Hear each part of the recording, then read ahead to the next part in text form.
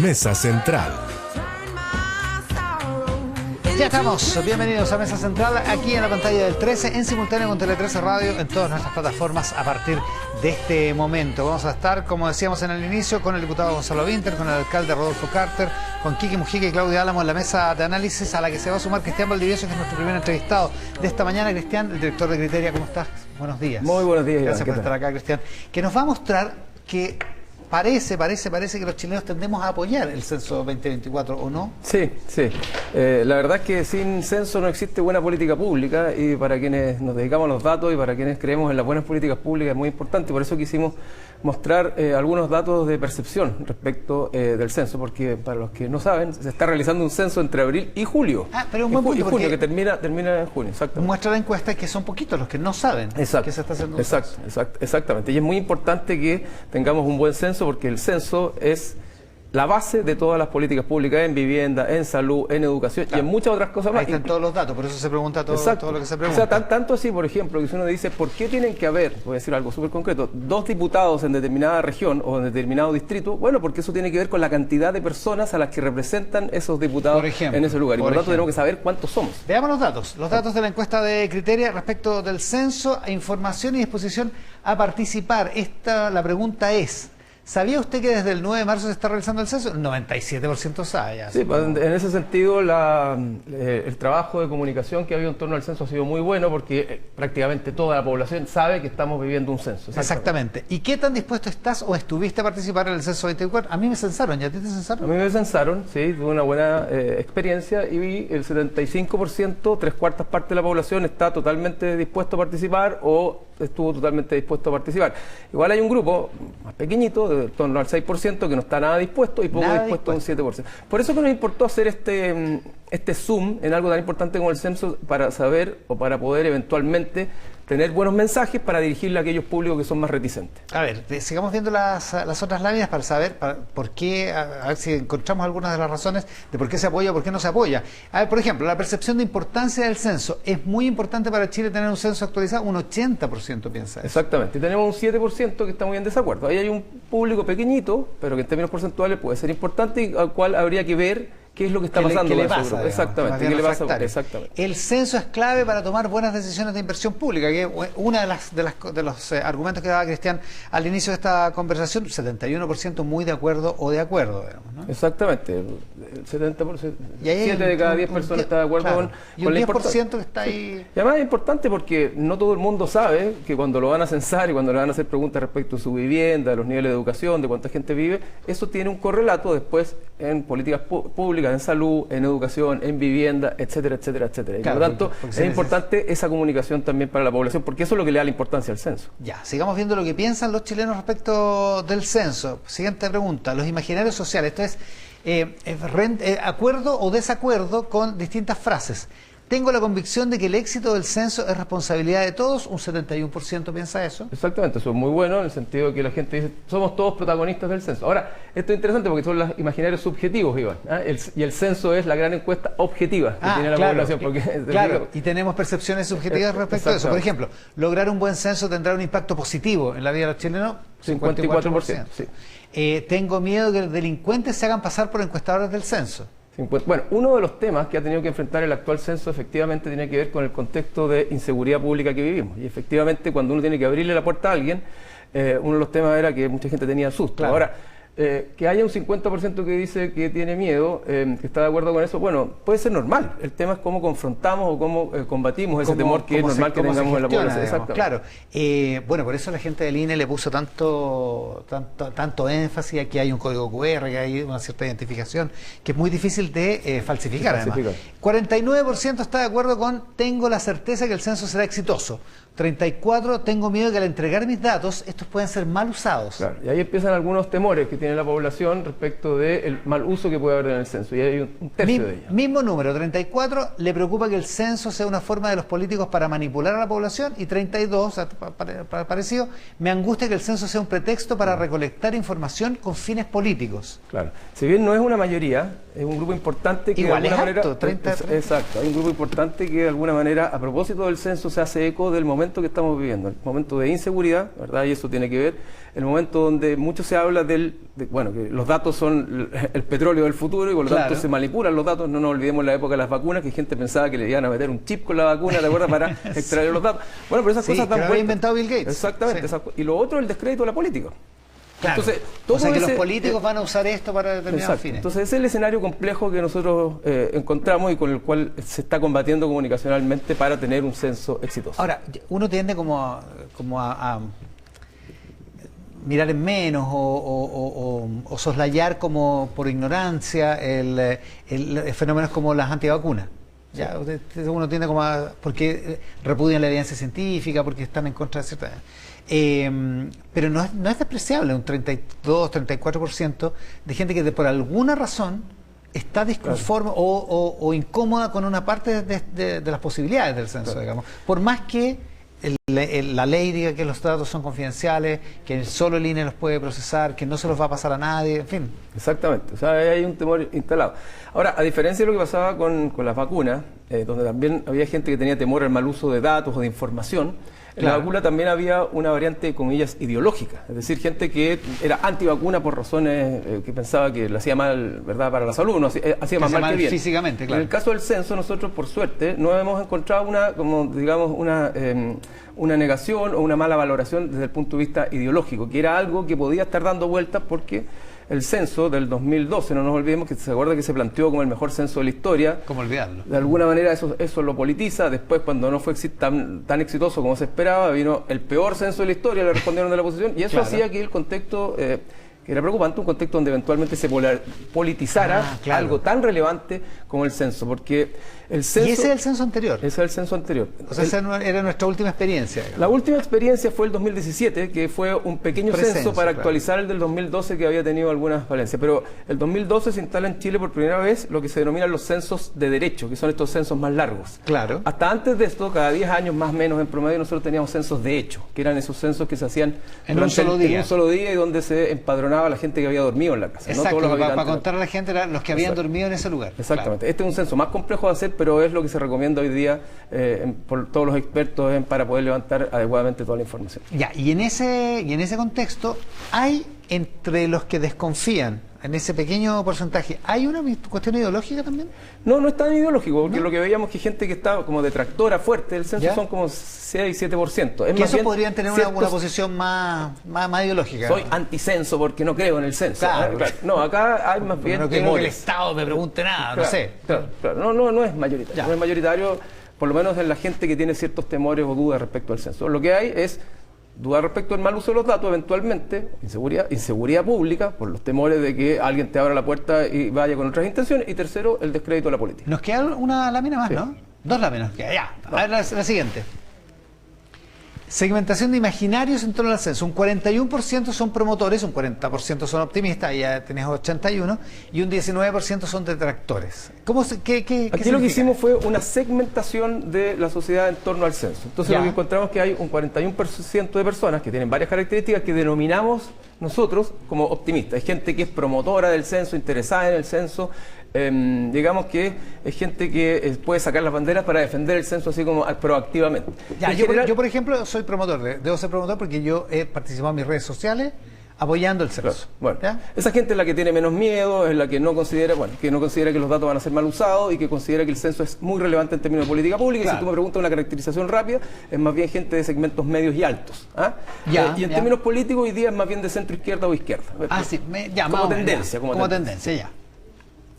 La buena noticia es que los optimistas, que son el 40%, y que son de alguna manera gente más identificada con la derecha, no es gente que esté contra el censo. Entonces el censo no se ha politizado. Es decir, es gente que no anda promoviéndolo proactivamente, son grupos medios bajos, de edades intermedias, más identificados con la derecha, que tienen una actitud positiva del censo, no son necesariamente promotores, pero no tienen ningún problema en responder, en validarlo y en señalar la importancia que tiene el censo para el país. Claro, no andan sacando las banderas como dices tú, pero ya. ¿Y ese 19%? Y hay un 19%, y eso es interesante en términos comunicacionales, que si uno quisiera o de pronto viera que hay que activar algún grupo que está medio reticente respecto al censo, habría que mirar con más detalle este grupo de detractor, que son los más temerosos, los que más creen que los datos pueden ser mal usados, los que más critican la relación entre el censo y la política, etcétera. Y en general estos grupos son grupos de segmentos bajos de la población, más bien menos de la región metropolitana, más del sur, y no identificados políticamente. Este es como el grupo un poquitito más complejo, te diría yo, Iván, y donde hay que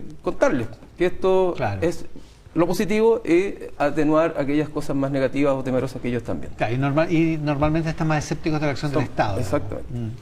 ¿Y una última lámina en este estudio de criteria? Esta última lámina es interesante porque muestra cómo efectivamente se segmentan los distintos grupos. ¿Te fijas? O sea, son ejemplos. Es muy importante para Chile tener un censo actualizado. Los promotores dicen un 96% de acuerdo, los optimistas 84% y solo un 35% de los detractores. Entonces te muestra cómo la segmentación efectivamente se hace cargo de expresar o describir bien a los grupos. El censo es clave para tomar buenas decisiones de política pública. 95% de los promotores está de acuerdo con eso, 75% de los optimistas y solo un 12% de los detractores. Y por último, la información disponible sobre el censo ha sido clara y suficiente. Y aquí hay un tema importante, los detractores solo un 12% está de acuerdo con ellos y a lo mejor hay que empujar comunicación dirigida a estos grupos específicos. Exactamente.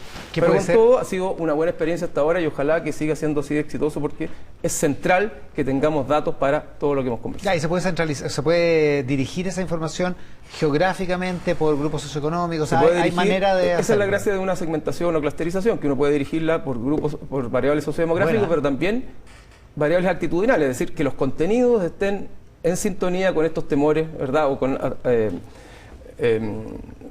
acotar estos temores que tiene la población en relación al censo. Es decir, una campaña de comunicación que se haga cargo de estos temores para ponerlos en una mirada más positiva y dirigida a estos grupos. Porque quedan 2 meses todavía. Queda todo mayo. Todo mayo y prácticamente todo junio, ¿no? Claro. Sí. Así que ya, queda tiempo y queda posibilidades de ser encuestado y además de tener una actitud. Respecto del censo 2024, lo que sí está claro es que no estamos tan raros, digamos. Es más o menos sensato el país respecto del censo. Sí, y está claro que cada 10 años tenemos que censarnos y que este censo era el 2022 y producto de la pandemia terminamos el 2024. Claro, tal cual.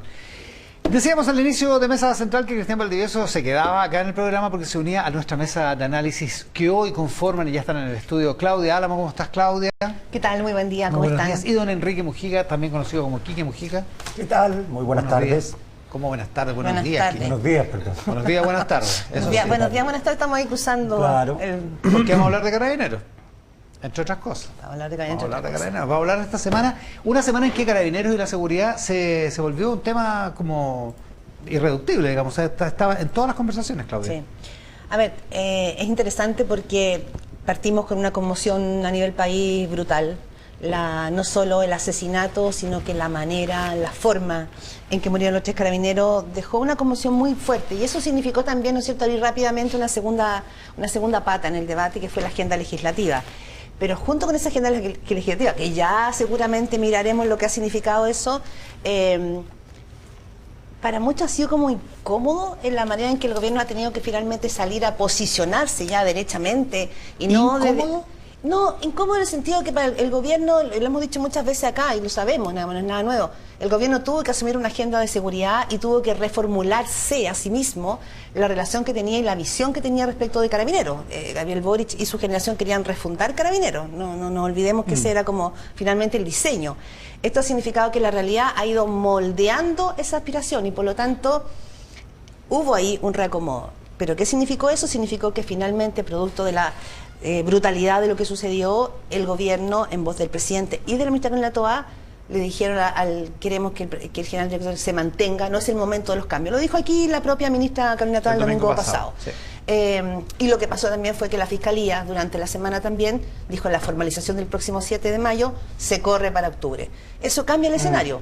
Cambia el escenario en el sentido de que la figura del general director de Carabineros y de Carabineros se pone de otra manera y ahí aparece el pasado. Claro, y en términos cronológicos todo eso que relata Claudia aquí que pasó muy rápido, digamos, o sea, desde el atentado del sábado, las reacciones del domingo y el lunes ya estaba corrida la formalización, digamos. Piensa que el viernes pasado se hablaba de la renuncia del director general que iba a ser el viernes 3, el viernes que recién pasó, el 3 de mayo. Claro. Estaba así como el ritual que se había establecido entre él y el gobierno Y el sábado en la madrugada había cambiado todo el escenario, según las versiones de prensa, al tiro se decidió dejar a Yáñez en el cargo. ¿Ya? Esto fue verbalizado más o menos a la 1 de la tarde por la ministra Toana en un punto de prensa. Es el sábado allá en Los Álamos. Claro, porque le preguntan si se va Yáñez o no se va Yáñez, y ella dice... No es el momento de no sacar, es el momento de sacar a las personas, claro. personas Y ahí, clave, ok, porque si se iba, era cosa de decir, no, se va igual. Claro, y el día siguiente lo dice con más... Claro. Que lo recordaba Claudia, lo dice acá con más...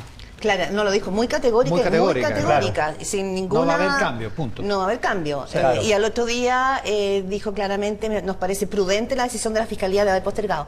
Y solo una cosa, porque me tocó entrevistar al fiscal nacional y hay algo que Sí, explica está en la también. tercera de hoy. Sí. Y dice algo que es interesante, dice, a ver, la Fiscalía le pide a Carabineros que se haga cargo de la investigación del asesinato de los 3 carabineros. Le estamos pidiendo a Carabineros que se haga cargo de esa investigación. Podría haber sido la PDI.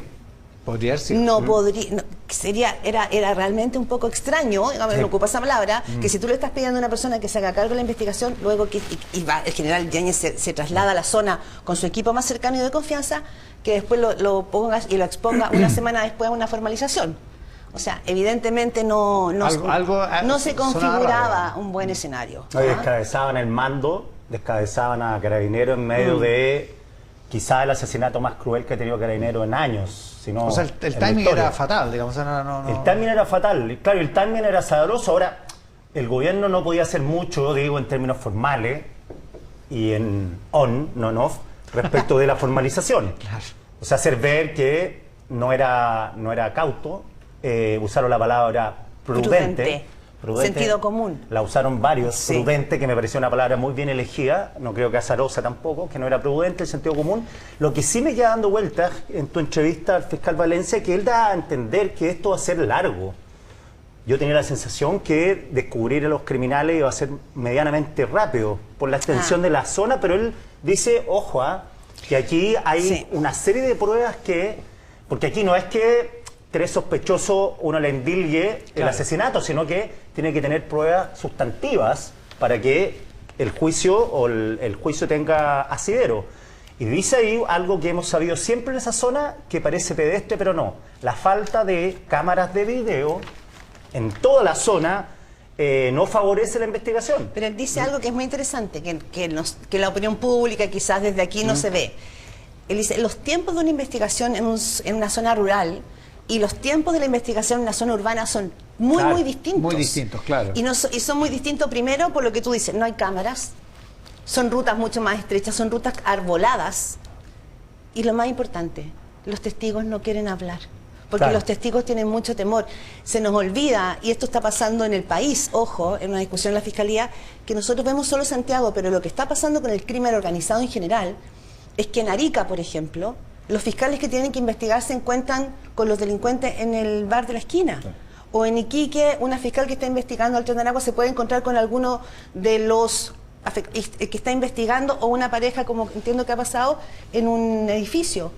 También pasa esto en las zonas rurales. Están amenazados no solo los carabineros, los parientes de los carabineros los tienen identificados, porque además son lugares pequeños, claro. De hecho, acuérdense que lo primero que se habló cuando empezó la investigación era de apelar a las cámaras satelitales, porque efectivamente no hay cámaras como en la ciudad, o en los lugares, o en los centros urbanos, donde cualquier esquina uno puede encontrar alguna cámara.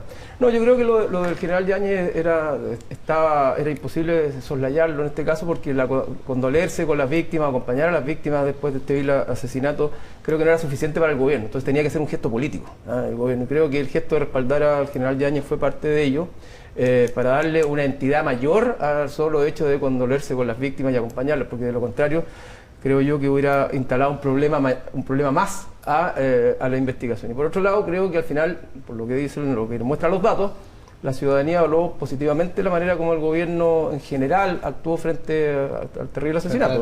De hecho, el presidente Boric algo sube en su aprobación después de que subió en su aprobación una vez que mirado los datos después del atentado y la manera como él gestionó todo esto. Ahora, que eso suponga soslayar la grave crisis que estamos viviendo, no lo soslaya para nada, pero es una manera de enfrentarla que al menos ha contado con más respaldo de lo que uno hubiera esperado en la ciudadanía, y por lo tanto, de alguna manera es una buena noticia, porque ya no es solo la sociedad, sino que es la política que ha vivido épocas de mucha y dura polarización, la que empieza a entender que o nos ponemos todos, ¿verdad?, en el mismo camino para enfrentar esto, o finalmente no vamos a avanzar nada. Pero no y les algo parece... de eso hubo, ¿no? Algo de ese pragmatismo que menciona Cristian, en términos de que hubo algunas voces que cuestionaron y dijeron aquí está lesionada la autonomía de la Fiscalía, pero en general todo el mundo salió a decir que la Fiscalía, que nadie le había pedido nada, que, Sí, no, más Valencia, bien que la claro. Fiscalía Regional era la que había tomado la decisión de... Claro, yo creo que Valencia le apunta muy bien en términos comunicacionales. Esto no es que el general Yáñez quedó libre de polvo y paja, ¿no?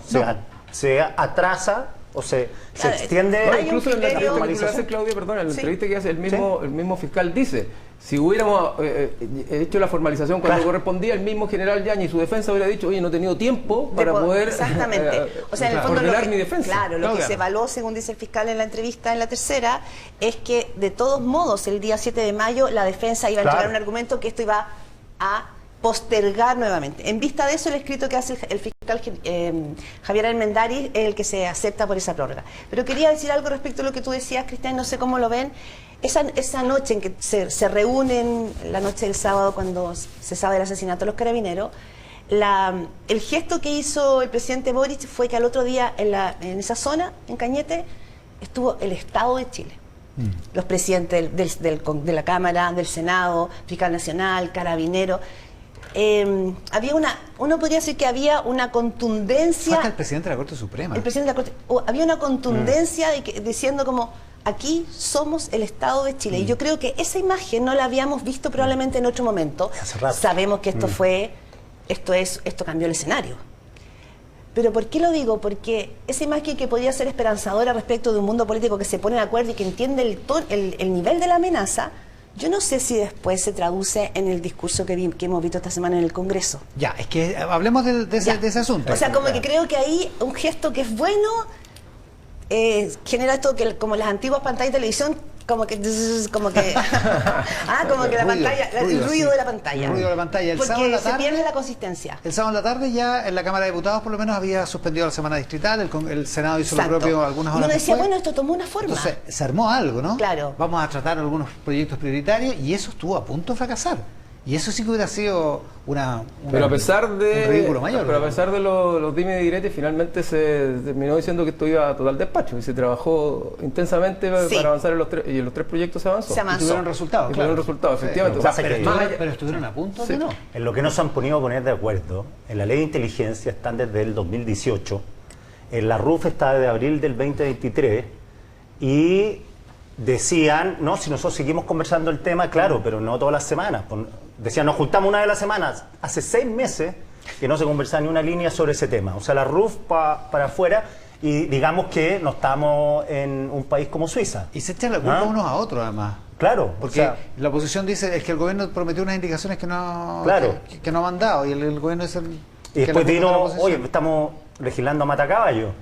Que puede ser, pero el problema no es la semana, esta semana, sino más bien es la desidia de las meses y años anteriores. Claro. Ahora, entonces, es- ese es el punto. Exacto. Yo creo que ahí el gobierno, no sé si el gobierno, la coalición del gobierno se equivoca en el sentido de no haber tramitado con más agilidad estas leyes, porque inevitablemente, cuando pasó lo que pasó, o inevitablemente si pasaba lo que probablemente iba a pasar, ¿verdad? Que fue esta terrible tragedia, se termina, no legislando a pata caballo porque esto lleva rato, pero se termina legislando con una presión tal donde el impacto que tiene la percepción de la ciudadanía, ¿verdad? Y el drama que se está viviendo hace que la izquierda, en este caso, que puede tener varios puntos, no tenga fuerza para defenderlos, porque al final del día lo que hay que hacer es avanzar. Y ahí es donde tenemos... O sea, hoy lo de la día- justicia militar parece lo de la justicia- plausible discutirlo totalmente. Totalmente, pero pareciera ser Claro, como que estuvieran oponiéndose apostillando. a que las Fuerzas Armadas y de Claro. orden tengan la fuerza suficiente para poder enfrentar... Oye, pero conflictos, hay un- hechos mira, como este. La posición es incómoda. Mira, uno se olvida de todo esto. Hay un artículo muy bueno de González y Parrini, porque no me sé los nombres de pila, sobre la ruta 72 hoy día. Que Y- el camino donde... Claro, y donde uno se está. explica cómo no hay ley de inteligencia, cómo no hay ley antiterrorista buena, digámoslo, porque está, pero todos coinciden que no sirve, que es una cosa demencial, y cómo no hay uso de la fuerza. El 27 de abril del 2023, un grupo de Ya. encapuchados disparó balazos a un bus iban adentro 23 escolares, un buque amarillo que decía escolares, les metieron un balazo como loco. Entonces uno dice, se olvida, eso podría ser una tragedia de toda magnitud, y así todo... Eso fue hace un año claro, un año justo antes de la... Y así todos, con estos actos, que son sumamente graves, no apuran todas las leyes que tienen relación con esto. Sí, pero ahora, ojo, porque el fiscal nacional dice que no está tan claro que las leyes que se están discutiendo hoy en el Congreso hubiesen sido las leyes que realmente podrían haber evitado aquello que sucedió en Cañete. Creo que sí. No es que lo que sucedió en Cañete se pudo haber evitado. Dice, bueno, es una hipótesis, pero la verdad es que la ley antiterrorista pudo haber, pero podría haber evitado, o sea, tenemos una zona, no nos olvidemos, la zona de la macrozona sur, no es que se puso violenta ahora ni hace 1, ni 5, ni 10. Este ha sido un problema que desde el gobierno de Patricio Aylwin en adelante se ha venido, lo que pasa es que ha ido creciendo, y para cada gobierno ha sido cada vez más difícil de poder abordar. Hubo momentos muy cerca, ¿no? Cuando estuvo Alfredo Moreno a cargo, que eso finalmente se cayó por lo del asesinato de Catrillanca. Claro. Pero que esa ruta es peligrosa hace tiempo, lo es. Hace rato. Claro. Son las RUF habrían podido evitar ese episodio. No, lo que pasa es que el Estado tiene que ponerse a tono con una legislatura que significa no solo terrorismo, sino que significa que el crimen organizado hoy día está desplegado en Chile. Esto no es, lo hemos dicho otra vez, esto no es una amenaza que estamos viendo en países vecinos. Esto está en Chile. Mira, ha presentado la delegación presidencial del Biobío 70 acciones judiciales desde el 2020 por diversos atentados, de los cuales de los 70, 45 son con armas de fuego y 25 contra carabineros. ¿Solo en el Biobío? Solo en esa zona. Solo claro. la parte del Biobío de la macrozona sur. Ahora, todo esto, como insinuaba Cristian, deja en un pie más incómodo, parece dejar en un pie más incómodo a la izquierda. Hablemoslo a la vuelta y relacionándolo con otra de las cosas de los eventos de la semana política, el reconocimiento del presidente de que el famoso perro Matapacos, un ícono del 18 de octubre, día anterior, de las marchas, desde las marchas estudiantiles, era una figura, como dijo, denigrante, burda, en fin, atributos que le puso el presidente que le trajeron hartos problemas con su base. A la vuelta de la pausa seguimos en la mesa de análisis de hoy con Quique Mujica, Claudia Álamo y Cristian Valdivieso. Esto es Mesa Central. También saludamos a nuestros auspiciadores, por cierto, acá en Mesa Central. Te pillé, el sistema de seguridad preventivo que mantiene su empresa y su hogar protegidos contra la delincuencia. Te pillé es tecnología antidelincuencia. Servicio de vigilancia tecnológica con audio disuasivo las 24 horas del día. No sea usted la próxima víctima y contrate su tranquilidad en tepille.cl. No grabe robos, evítelos con Tepille. Pausa y estamos de vuelta con Mesa Central.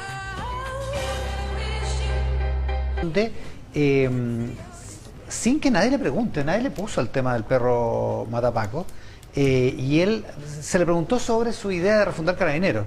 Y en relación con esa respuesta, él aborda el asunto del perro Matapaco y genera, no sé si es un quiebre, pero por lo menos la crítica bien aguda de parte de su base, Claudia. Claro, es bien impresionante porque él se desmarca de un símbolo. Pero finalmente ese perro negro de pañuelo rojo no era solo un símbolo. Hay muy buenas columnas. La de Rafa Gumucio en Exante es muy potente en eso. No era solo un símbolo, era algo que cristaliza algo, cristaliza un momento, cristaliza el estallido social, y él se desmarca. Ahora, uno podría decir que es bastante coherente con ese Gabriel Boric que fue escupido en el parque forestal. ¿Se acuerdan? Porque claro, efectivamente él tuvo una diferencia con su gente, pero también estuvo en la Plaza de la Dignidad peleando con Carabineros. Esto significa yo ayer hablé con alguna gente de izquierda, del Partido Comunista, por ejemplo, que están súper incómodos, encuentran que una cosa es asumir errores y tener la capacidad de hacer una autocrítica, y la otra es entregarlo todo. La otra es renegar. ¿Entregarlo todo? Comillas, entregar incluso hasta tu símbolo, retractarte de aquello que tú podrías como explicar en un momento, que no significó que ese perro representara un movimiento político, sino que cristalizaba un momento social, que es un poco lo que dice Gonzalo Vinter ayer, y que ayer daba mucha vuelta el video de una entrevista que le dio a Matilde Burgo hablando de esto, ¿no? Que se desmarca del presidente y le trata de dar un relato a lo que era este perro, pero efectivamente viene Gonzalo Vinter al programa, más rato. Hay un quiebre en su base. Y yo no sé, Cristian, tú siempre dices que ese 30%, un 30% de que Gabriel Boric, al cual siempre le habla, pero yo no sé si en esta semana le ha seguido haciendo guiño ese 30%. No, yo creo que no le ha seguido haciendo guiño a ese 30%, pero porque el presidente ya sabe que ese 30% es incondicional. Así como el 30% lo ha favorecido en el escenario de polarización, porque la gente prefiere al gobierno, la gente de izquierda va a preferir siempre al gobierno, aunque tenga ciertos puntos encontrados, estas críticas, a darle la prueba a la derecha. En este caso pasa algo similar, es decir, el presidente va contra su base de apoyo, pero al mismo tiempo esa base de apoyo ya es incondicional y no tiene otra opción. Ahora, como resultado de eso, lo que vemos es de nuevo un patrón, que es parecido a lo que pasó a propósito de lo que hablábamos delante con el general Yáñez, que es el Partido Comunista que más sale a criticar al presidente por ese desmarque.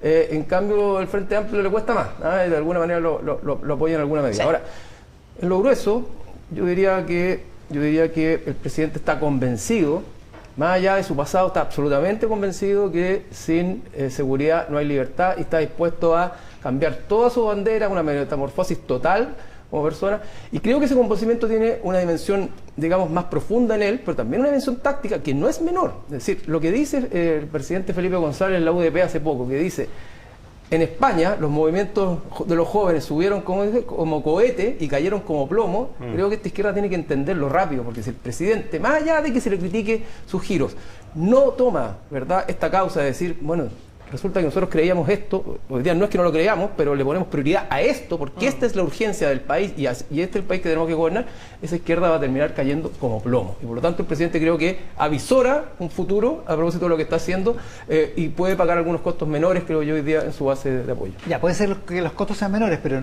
lo del perro matapacos no es una cuestión de prioridades, no es de elegir una cosa sobre otra, es de abjurar de un símbolo, digamos, pero que es una cuestión algo distinta. Sí. Hacer del perro matapaco una bandera política en actores que se supone que son adultos, responsables, es bastante ridículo, digámoslo. Es decir, el símbolo del perro matapaco puede haber sido simpático en un colegio, en un liceo, ¿verdad?, con alumnos creativos que se les ocurrió hacer de eso una simbología, pero políticos serios, responsables, que tengan una visión del país, que tengan vocación de estadista, jamás hubieran adueñado de esa simbología, porque evidentemente era una simbología que denigraba a Carabineros y que en el corto plazo te iba a terminar pasando la cuenta. Eso era obvio y evidente. Errores de origen. Errores de origen totalmente. Yo coincido con Carlos Peña en su columna. El perro matapaco no necesariamente es la causa de la muerte de los asesinatos de Carabineros. Obvio que no. Pero me acuerdo, cuando chico, con vergüenza me acuerdo, de un cantito que yo tenía, que lo jugamos con otros niños. ¿Cuántos panes hay en el horno? 21 quemados. ¿Quién los quemó? El perro judío. Yo en ese momento no tenía idea de qué estaba hablando y lo repetía como loro una y otra vez. Puede ser el agravante que el perro matapacos en su momento representó un juego de palabras, representó un momento, como dice Peña, un ícono pop. Es el atenuante, pero el agravante es que era toda gente adulta con cargos. Entonces, y yo debo reconocer que era incómodo criticar ese símbolo, criticar también los símbolos, en un momento las tesis también, uno le parecía violento, pero nadie podía hablar. El único que se atrevió a hablar lo tiraron a la hoguera, que fue el propio Carlos Peña. En una entrevista que le hiciste tú, Iván, 2 días después, o el lunes siguiente dijo lo mismo que está diciendo hoy día. Esto es la infantilización de la política y creer que estar en sintonía con la calle es la pega de los políticos. Y nosotros, por emitir esa entrevista, tú por hacerla y Peña por decirlo, fuimos condenados al patíbulo de los conservadores, contra el movimiento social, contra la igualdad, y el perro matapaco formaba parte de esa locura, ese frenesí, insisto, con el agravante que siempre fue mata pacos. Ahora, eso es parte de un minuto y no sé si hemos salido de él, en el sentido de que la cultura de la cancelación asusta, digamos, de lado y lado. Lo que pasa es que ahora estamos con el péndulo que se mueve, pero el tema de la cultura de cancelar al que piensa distinto se viene moviendo, probablemente parte de eso. Pero yo coincido con Cristian en el sentido de que, a ver, es un símbolo, sí, cristaliza un momento, sí, pero poner en ese animal negro de pañuelo rojo todo lo que fue el proceso político y social del estallido social o de la violencia, como que el que levantaba la imagen de este perro finalmente era el camino a la violencia, también creo que es achicar el análisis. porque la verdad es que quizás todavía nos falta ¿Pero quién la lo está lectura poniendo así, fin. Claudia? ¿Ah? ¿Quién lo pone así? Yo ¿Los que creo. critican hoy día al presidente? Yo creo que los que critican el día al presidente, yo creo que que Chile Vamos y la derecha también está haciendo también hace de este símbolo, digamos, la culpa y la hoguera, también lo hace, porque finalmente ellos, ¿cómo puedes decir eso si tú tenías en el computador? O sea, estamos hablando de eso, en un momento donde estamos en una investigación de 3 carabineros, es que tú tenías un perrito tejido. Pero, o sea, es ¿sabes chico qué recuerdo? eso. Que me asimila Pero, la famosa polera del tipo que sí, está con casco en un helicóptero, con sorna, vergüenza la polera contra los detenidos desaparecidos. También ese es un ícono de ese momento que acá se lo han sacado una y otra vez. Entonces, claro. Pero yo creo que es distinto, fíjate, Enrique. No sé. ¿Sabes por qué? Porque esa polera significa que ahí ahí hay detenidos desaparecidos y hay también un senador de la República que fue asesinado. Este perro tiene una simbología, pero lo estamos llenando de relatos. Y eso es un tremendo error también de la izquierda, porque si hay algo que pudiera reivindicar la izquierda, el estallido social, no tiene que ver con los enfrentamientos ni con la violencia, sino que con las demandas sociales que aparecieron en el estallido social. ¿Qué tiene que ver el perro matapaco con la demanda por pensiones, por salud, por educación y por un mayor apoyo del Estado, que era lo que la gran mayoría que salió a protestar tenía en mente durante ese tiempo? Pero parece que había algo, porque si no pasa la reacción furibunda estos días. Exactamente, Claro, por eso que es casi un arma de la batalla de ciertos grupos de izquierda donde quisieron poner, ¿verdad?, que el centro del problema del estallido social tenía que ver con el enfrentamiento con la fuerza pública, y eso que es un tremendo error al final Ahora, un del día. sector de la izquierda que tampoco está leyendo hoy día el momento. O sea, está aferrándose probablemente a una imagen, a un símbolo, pero sin querer entender que hoy día no solo cambió la agenda, cambió la angustia ciudadana. Sí. Quique.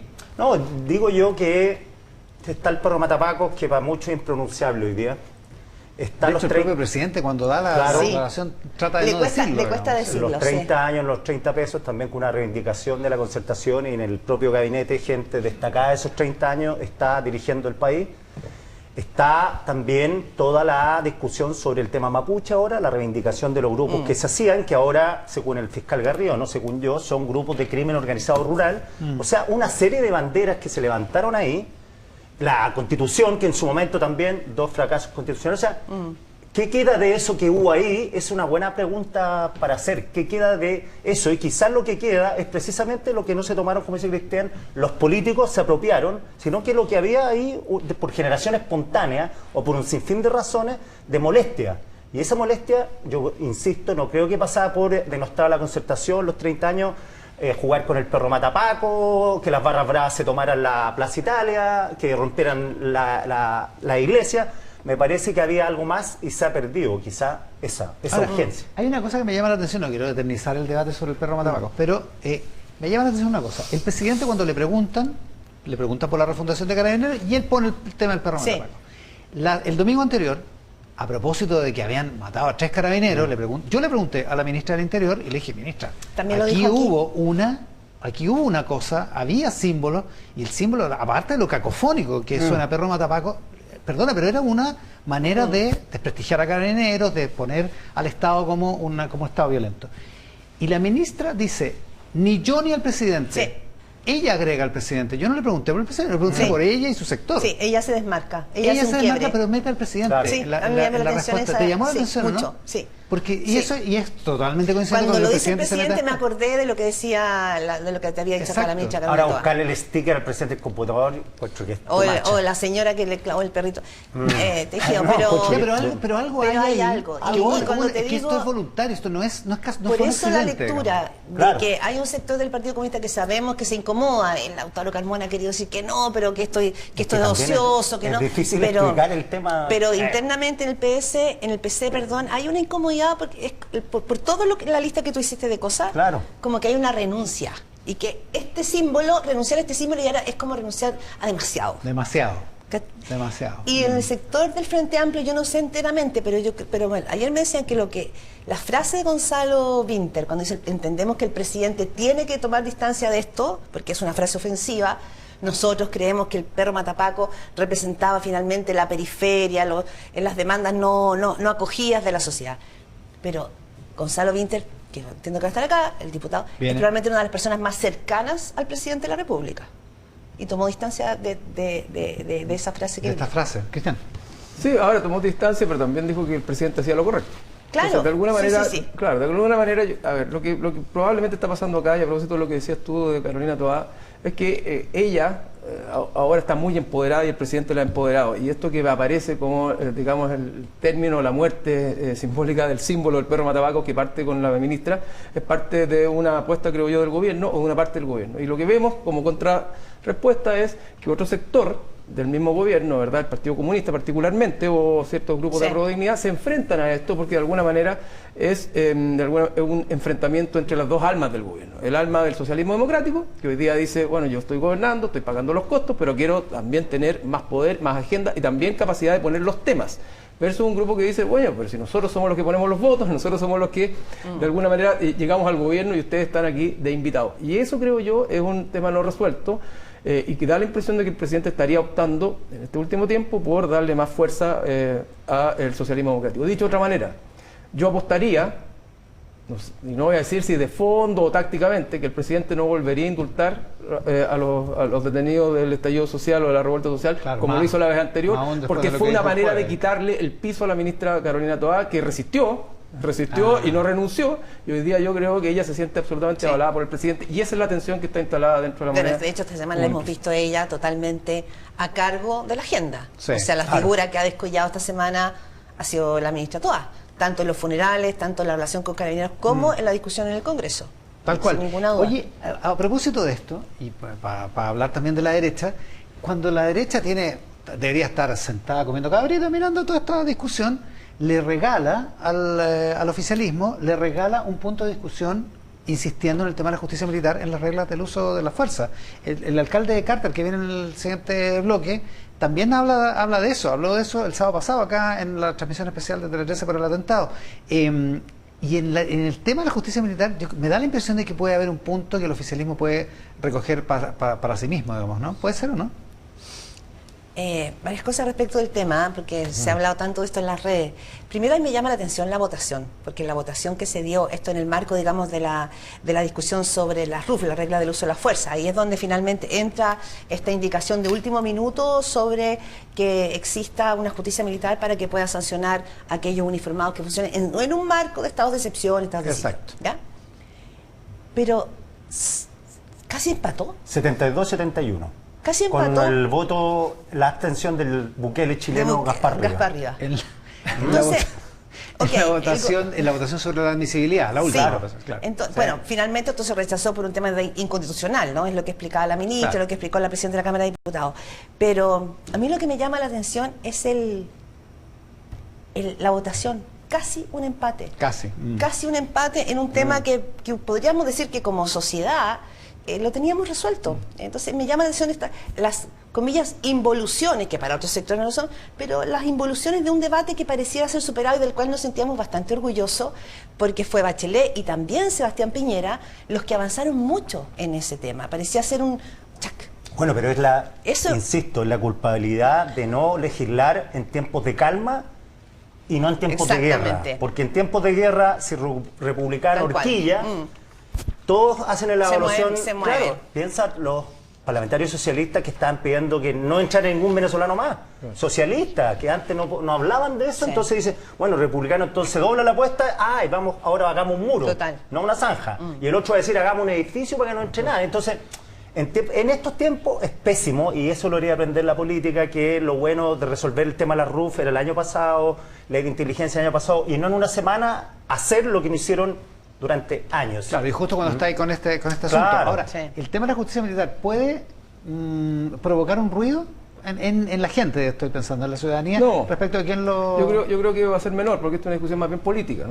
Ahora, yo sí creo que hay un ruido que puede ser más de fondo, y es que nadie quiere que lo amen incondicionalmente ni que lo odien por defecto, ¿verdad? Yo creo que Carabineros debiera, y las Fuerzas Armadas también, cuidarse de esto. Es decir, a ver, no ha pasado nada, comillas, objetivamente, en términos institucionales, que uno diga, hoy día la ciudadanía ama y le quiere entregar manga ancha a Carabineros y a las Fuerzas Armadas por algo concreto, más específico. Es por el clamor ciudadano, por el temor que existe. Pero no hay nada muy distinto institucionalmente a lo que pasaba hace 4 o 5 años atrás, cuando la ciudadanía no quería darle nada a las Fuerzas Armadas y de orden. Por lo tanto, creo que no se le hace un favor hoy día, teniendo toda la adhesión de la sociedad, hoy día aprovechar esta situación para instalar dos sistemas de justicia, porque en el mediano plazo, cuando las cosas cambien, el argumento de ciertos grupos para impugnar a Carabineros o la Fuerza Armada, decir, bueno, es que esto está en la justicia militar y por lo tanto no hay justicia y estos son parte de los abusos que hemos vivido.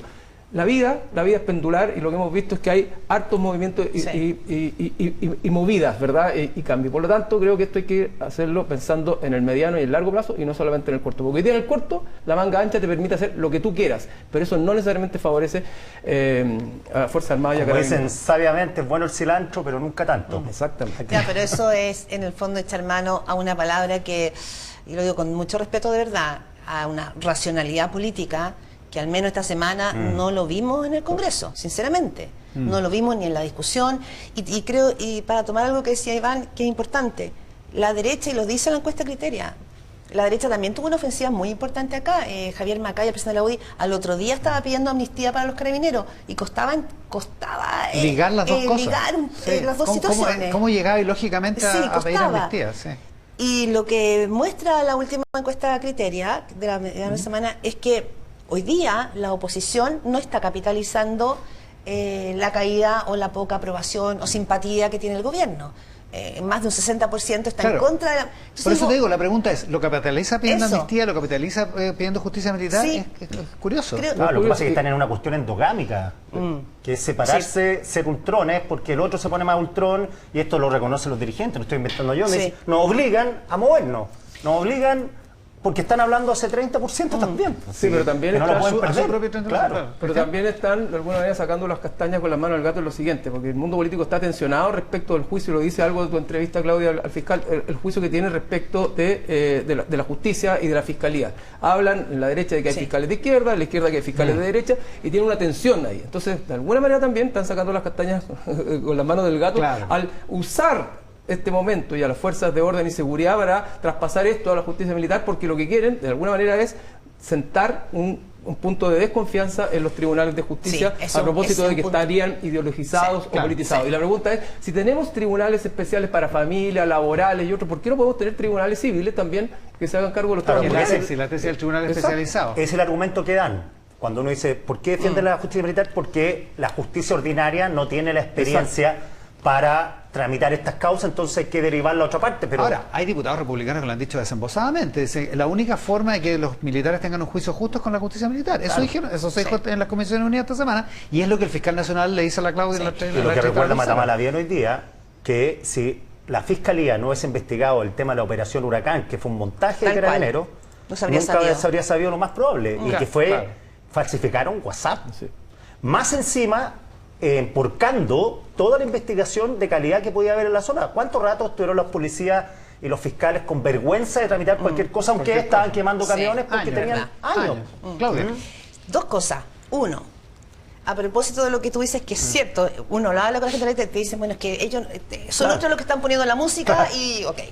Pero también en las encuestas muestran, la última Criteria, que Matei sigue liderando y con mucha ventaja a José Antonio Kast, está arriba de Kast. Por mucho. Por lo tanto, 30-12. y Kast va bajando. Entonces, ¿quién es el que debería poner la música? ¿Qué tipo de liderazgo tendría que poner la música? Porque no es que Matei esté en el subsuelo y José Antonio Kast esté en el piso 5. Sí, es más probable que la gente Kast vote por Matei. Entonces, hay que matizar, yo creo, eso. Y lo otro, cuando se habla también, lo dice el fiscal nacional, que lata tener que, pero porque creo importante, él dice, es muy importante las fiscalías especializadas, son muy relevantes. Pero dice, pero a ver, ¿cuál es el tema? Tenemos 3,7 fiscales por cada 100.000 habitantes. Yo no lo alcancé a poner porque era muy largo, pero él dice, en Italia hay, no sé, 15 por cada 100.000 habitantes, en Colombia hay 20 por cada 100.000 habitantes. No tenemos capacidad de tener más fiscales para poder hacer esa especialización. ¿Y qué significa eso? Recursos. ¿Y dónde vienen esos recursos? De Hacienda. ¿Hay voluntad política para más recursos? Probablemente. ¿Qué te va a decir el ministro de Hacienda? Que necesita un pacto fiscal. Exacto. Claudia Álamo, Y el círculo. Quique Mujica, Cristian Valdivieso, la mesa de análisis de esta mañana. Les agradezco muchísimo que hayan compartido Gracias esta a parte ti. del domingo Muchas con gracias. nosotros en la Buen audiencia domingo. de Mesa También. Central. Que les vaya Mesa Central. en Mesa Central por la pantalla del 13, en simultáneo con Tele 13 Radio y en todas nuestras plataformas. Hoy con el alcalde de la Florida, Rodolfo Carter, acá en el estudio. Alcalde, muchísimas gracias por la gente que estar acá. Buenos días, Iván. Oiga, ¿qué problema hubo con una funcionaria que le pagaron, le parece que le pagaron un sueldo como en negro? ¿Cómo es la cosa? Ocurrió una cosa que ocurre usualmente en las municipalidades cuando una persona es despedida, termina sus funciones, o incluso cuando hay un incendio, los funcionarios juntan plata para entregarle una ayuda. ¿Ya? Lamentablemente, la persona a cargo del sistema, que era el Dideco, cometió un error porque no consultó nunca. En una época electoral tan delicada como esta, esas cosas no se deben hacer porque se prestan para malas interpretaciones. Por tanto, apenas se supo, yo introducí un sumario. O sea, hizo la colecta, pero no le preguntó a nadie. No, porque además lo que corresponde es dejar un acta de eso. Ya. En una época electoral, obviamente, algo que se ve en negro, no solamente uno debe ser honesto y transparente, debe parecerlo, especialmente en esta época. No quedó ninguna acta, por tanto yo instruí inmediatamente el sumario y la persona se fue el mismo día. Con esto quiero decirte que hay un tema que es fundamental. Este es un antes y un después en política. Este es el parámetro que nosotros fijamos. O sea, el sumario va, continúa, pero además la persona se va. A diferencia del gobierno, que todavía tenemos en el segundo piso gente que está cuestionada durante casi un año y sigue dándose vuelta dentro del Palacio de la Moneda, nosotros al menos, en la Florida, a otra escala, el estándar es este. Se procede con el sumario inmediato y la persona se tiene que ir. ¿Quién te ha cuestionado hace casi un año? En el segundo. Bueno, ¿Se refiere a Miguel Crispi? Bueno, todo el caso de Fundaciones, seguimos esperando responsabilidades políticas a lo menos. O sea, es evidente que hay una conexión desde el segundo piso con el caso de Fundaciones. No es necesariamente la comisión de delitos, pero a lo menos en la responsabilidad política, desde luego, que está presente. Hemos visto en la dirección de presupuesto, en el segundo piso, hay personas estrechamente vinculadas al caso de Fundaciones y nadie responde por nada, ni siquiera políticamente. Oiga, ya, bueno, después hablamos, o sea, si tenemos tiempo volvemos sobre el punto porque hay hartas cosas ahí que aclarar. Pero bueno, hablemos de seguridad, que es el tema más importante de esta semana. Usted viene con un planteamiento, va a ser mañana un planteamiento respecto a 7 puntos en torno a la seguridad, ¿no? Yo estaba escuchando la previa. Y yo lamento mucho no el tono de esta discusión, porque esto es una discusión de periodistas, de analistas del sistema político, de que esta discusión tan profunda como el Estado está fallándole a los ciudadanos todos los días, se haya transformado en un tema de los políticos y no de los ciudadanos, de las desconfianzas de la izquierda respecto a las Fuerzas Armadas o del cálculo de algunas personas de derecha por tratar de disputarse los votos de más de derecha o de menos de derecha, y esto es totalmente irrelevante. Hoy día el Estado chileno está fracasando, tal como lo dice Pablo Ortúzar, en una columna en el diario. En la tercera, sí. El tema de fondo es que los chilenos siguen muriendo en las calles en forma brutal. El tema de fondo es que 3 carabineros fueron ejecutados hace una semana, los lloramos todos, y durante esta semana siguieron las ejecuciones en vía pública. Vimos un ciudadano peruano a cuadras del presidente de la República ejecutado a plena luz del día. Ese es el foco. No es si esto es cálculo político a la derecha, no es la desconfianza de la izquierda respecto a las Fuerzas Armadas que siguen considerándolas sus adversarios, es respecto de un Estado que no es capaz de hacer cumplir la ley. Y estamos en una situación, y estaremos de acuerdo, Iván, si hacemos un análisis suficientemente honesto, de que estamos en una situación que nunca habíamos vivido. Nunca en la historia de Chile habíamos vivido. Que organismos paramilitares, lo que vimos en el sur es un organismo paramilitar, con voluntad de lucha, le disputa el territorio al Estado de Chile y ejecuta a 3 agentes del Estado y después los quema. Mira, ni siquiera, solo un dato, déjame compartir contigo un dato. El 7 de septiembre del año 86, cuando el Frente Manuel Rodríguez atenta contra la caravana del general Pinochet, sí, ni siquiera en ese contexto el Frente Manuel Rodríguez actuó con ese nivel de crueldad con los escoltas Pinochet. Les dispararon y se fueron. Acá, en cambio, los ejecutan y los queman. Ni siquiera en la dictadura militar llegamos a este nivel de crueldad. ¿Por qué dicen los respecto al ejecutan? enfrentamiento. Los ejecutan es como una especie como de sinónimo de los asesinan, digamos, porque no está claro cómo fue, qué fue lo que pasó, digamos. Porque no les dieron la posibilidad ni siquiera de rendirse. Les quitaron sus armas. Todavía están en determinación si los amarraron, pero les dispararon desarmados y después queman sus cuerpos. O sea, ni siquiera es un enfrentamiento. Es que, se lo vuelvo a preguntar, es que parece que usted sabe más que lo que por lo menos ha dicho el fiscal a cargo de la investigación, digamos. No se trata que yo sepa más, Daniel. No, se lo pregunto para aclarar los detalles. Se trata de un hecho concreto. Cuando tú te enfrentas a tiros, la posibilidad de que hayan bajas de lado y lado ocurre. Acá no hubo un enfrentamiento a tiros. Acá hubo una emboscada, se llamó a la policía con un engaño. Estos policías fueron detenidos en una carretera, luego fueron baleados. ¿Se descartó que se llamó a la policía con engaño? Luego son baleados y sus cuerpos son quemados. ¿No te parece que esa consecución de hechos es un enfrentamiento? No es un enfrentamiento. Esto es una acción de carácter político, militar. Y la otra parte de la afirmación, usted dice, aquí hay un grupo, una organización paramilitar. Esa es la expresión que usted ocupa. Porque el fiscal ha sido prudente, ha dicho, mire, no se sabe cuántos son. Lo que se sabe es que fue planificado, eso ha dicho el fiscal, pero no se sabe cuánto, no se sabe tampoco la dinámica de los acontecimientos, o sea, qué es exactamente lo que pasó. ¿Por qué usted habla de una organización paramilitar? Porque la evidencia nos acompaña, es lo mismo que hemos visto en Colombia, es lo mismo que hemos visto en Ecuador. Esto tiene una connotación de un entrenamiento sofisticado, no estamos hablando de un enfrentamiento en un asalto a un banco, en donde los delincuentes resisten o repelen la acción de la policía. Acá hubo una emboscada con la intención de asesinar a 3 policías y luego además provocar terror con su quema. Si este es el drama, no el tuyo, Iván, sino que el de la sociedad política chilena, no de la sociedad real que está afuera viéndonos en la televisión. Lo que todos los chilenos ven como obvio, los políticos se dedican a desmenuzarlo y transformarlo en otra cosa. Es evidente, esto no fue un asalto. Esto fue una acción deliberada para matar a 3 policías y luego provocar terror. Le pregunto los detalles no en el sentido de minimizar para nada lo que pasó. Lo que pasó es una brutalidad. Estamos de acuerdo en eso. El punto es delinear muy fielmente los detalles de lo que ocurrió, porque esa es la manera de investigarlo, sancionarlo y hacer justicia, digamos, para empezar, y hacer justicia con las víctimas y con sus familias. Ese es el sentido del asunto, porque no se pretende el cuestionamiento, una minimización de lo que ha pasado. Dicho eso, ¿qué propone usted en temas de seguridad para abordar este estado de cosas, digamos? Lo primero es sincerar esta discusión entre adultos y no seguir con las consignas de lado y lado, tratando o de bajarle el perfil o de transformar esto en un cálculo político. Porque lo que viene luego es el asesinato de un político, de un fiscal o de un juez. Y cuando eso ocurra, como ocurrió en Colombia, con el candidato presidencial Luis Oscar Galán, va a ser demasiado tarde. La guerra ya la vamos a haber perdido.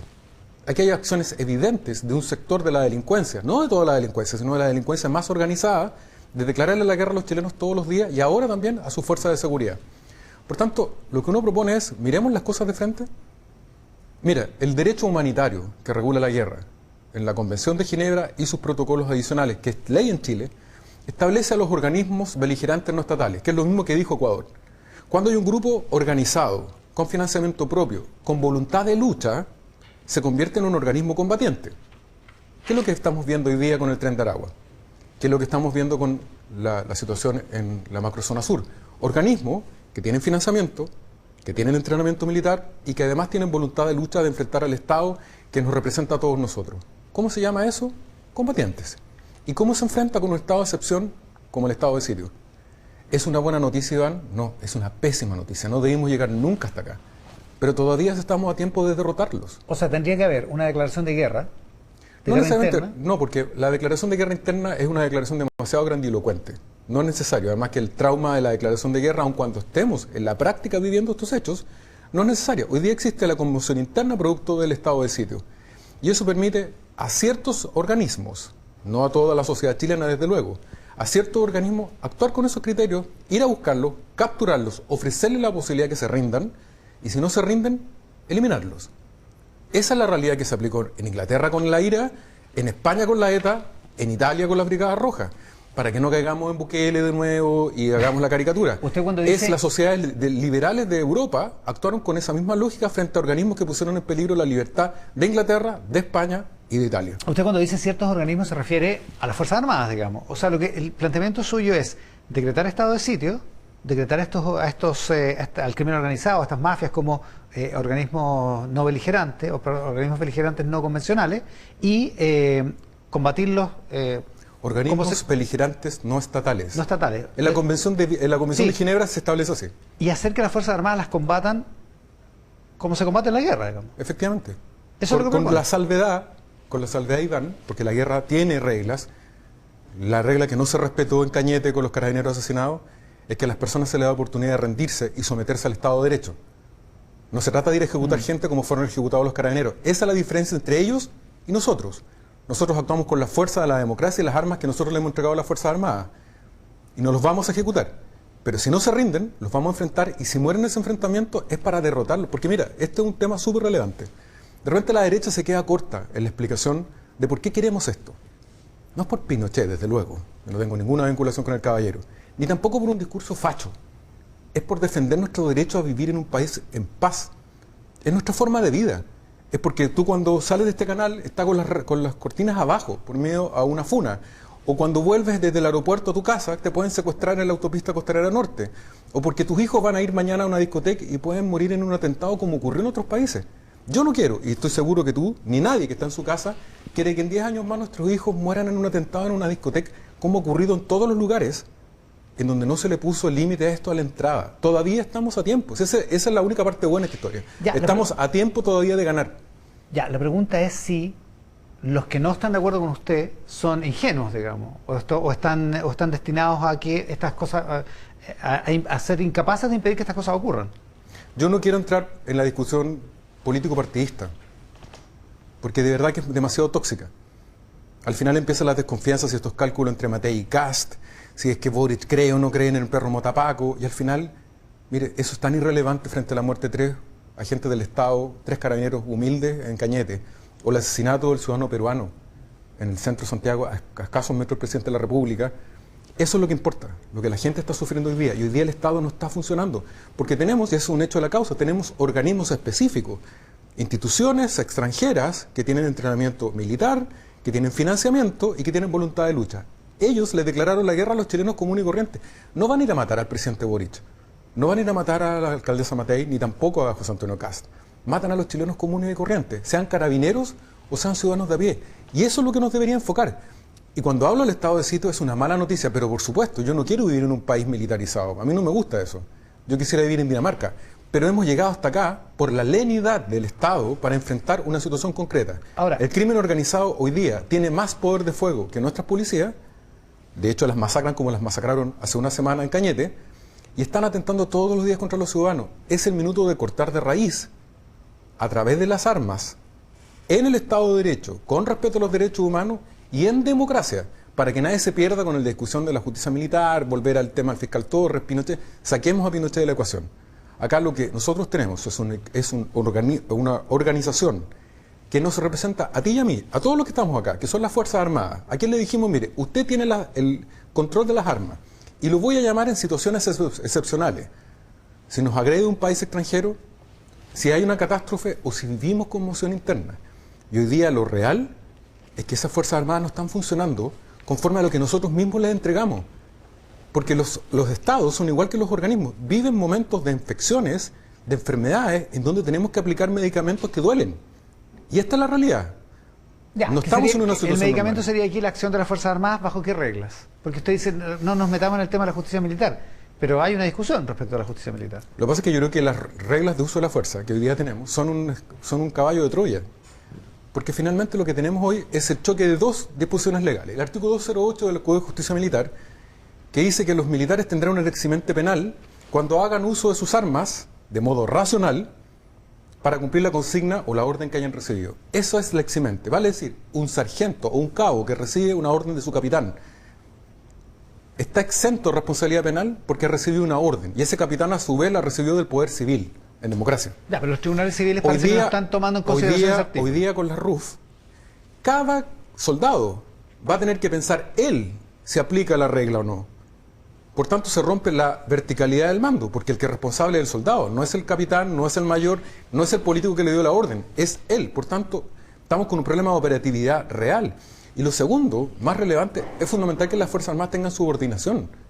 Porque si el capitán le da la orden al soldado, aplique la fuerza, ese soldado la va a pensar 2 veces o derechamente no la va a obedecer porque respecto de él no se aplica el Código de Justicia Militar de eximente de responsabilidad penal, sino se aplica las reglas de uso de la fuerza, que vista además por un tribunal civil, va a decir, bueno, este soldado de 26 años, con muy poca experiencia, aplicó los 5 criterios de la ministra Toá, vio si era mapuche, chileno o aymara, vio si era una persona heterosexual o homosexual, vio si era hombre o ya, mujer. Pero esos criterios están desechados, ya, pero, o sea, están estas reglas. Es la operatividad, es que Iván, son tan pocos los minutos de televisión y sé que tú estás con la premura de preguntar muchas cosas. Es tan brutal lo que estamos viviendo que necesitamos darle operatividad a los agentes del Estado, sean carabineros o Fuerzas Armadas, y exponerlos a reglas tan confusas en donde al final rompes con la verticalidad del mando, con la subordinación y además le permites al político desprenderse de su responsabilidad. Si cuando uno da una orden como presidente de la República para utilización de la fuerza, el responsable es el presidente. Ya, pero para eso no es necesario, volver a la justicia militar, volver a poner todos estos casos en la justicia militar y mucho menos volver a poner a civiles en el ámbito de la justicia militar, digamos. Mire, yo creo que la justicia militar no es ni buena ni mala, es un elemento adicional y que existe en todas las legislaciones del mundo. En tiempos de guerra, la justicia militar existe, los consejos de guerra existen en todo el mundo. Paramilitares en casos de Pero por actos supuesto, de guerra. Hoy día, en cambio, Si un militar dispara contra una persona que es considerada civil, podría ser, por ejemplo, un terrorista o podría ser un miembro del Tren de Aragua, ese civil arrastra al militar al tribunal civil, lo arrastra. Por tanto, queda la competencia civil. Al revés, si el militar es agredido por un civil, ¿quién va a ver esa causa? Un tribunal civil. Por tanto, en términos prácticos, hoy día está derogada la justicia militar. El Ministerio Público, a través del caso Cañete, donde está involucrada la Marina, los marinos le pidieron un pronunciamiento a la Fiscalía dice que entiende derogada la justicia militar. Y hoy día tenemos un suboficial respondiendo frente a tribunales quien recibió una orden de un teniente. ¿Qué genera eso internamente? La situación de que un suboficial dice, bueno, acá los que pagan los platos rotos somos nosotros y no el mando. Por eso es tan peligroso y es relevante en este programa que tiene llegada a gente que es muy influyente. Es muy peligroso hoy día romper la verticalidad y la subordinación dentro de las Fuerzas Armadas, porque al final ese sargento, ese cabo o ese soldado o clase va a decir, bueno, yo estoy solo en esto. Aquí no me respalda la verticalidad del mando ni la subordinación, porque hoy día con las RUF respondo yo solito. Eso es letal para el funcionamiento y el alma misma de las Fuerzas Armadas. Ya, reservemos por un momento la verticalidad del mando. En el caso de la justicia militar, perdón, el caso de la justicia civil, ¿cuál es el problema? ¿El problema es que hay desconfianza con la justicia civil? ¿Hay desconfianza? ¿Hay, como lo dijo algún parlamentario esta semana, la única forma de que tengan un juicio justo con la justicia militar? Yo tengo una buena opinión de la gestión del fiscal Valencia, creo que ha sido muy honesto. Hoy día la entrevista que da en La Tercera, donde dice que carga con el desprestigio de la gestión anterior. Creo que habla bien del fiscal nacional. Pero también es cierto que la evidencia comparada nos dice que la enorme mayoría de los fiscales son profesionales como tú y yo, que tratan de hacer su pega lo mejor posible. De eso no tengo duda. Tengo una gran opinión de los fiscales de la Florida, los conozco a todos. Pero es evidente que hemos visto entre fiscales y jueces, en algunos casos que son muy preocupantes. El juez Urrutia es invención de este programa. Es una campaña orquestada en contra de la justicia. El juez Urrutia es un señor que milita. Ya, pero es un juez entre miles. Pero y tiene no es un solo juez. Hemos visto muchas situaciones. Yo mismo lo he podido apreciar en la formalización y encarcelamiento de Gonzalo Lacosta, por ejemplo, como el juez no era nada de imparcial en una cosa así. Y hoy día Gonzalo Lacosta, después de 29 días encarcelado, gana 4-1 la Corte Suprema, que consideró que no es un encarcelamiento ilegal. Pero esa misma es la misma respuesta. Y este caso, lo mismo Iván, que dice usted está la respuesta. Y este caso, Iván, bueno, pero a ver, ¿quién le devuelve 29 días a Gonzalo Lacosta? Bueno, a su familia. Probablemente sea muy difícil. Y la señal que le damos al crimen organizado de que los agentes del Estado que nos defienden a nosotros terminan encarcelados y no ellos. ¿Tú te das cuenta cuál es el cálculo estratégico y militar que hace el comandante del Tren de Aragua?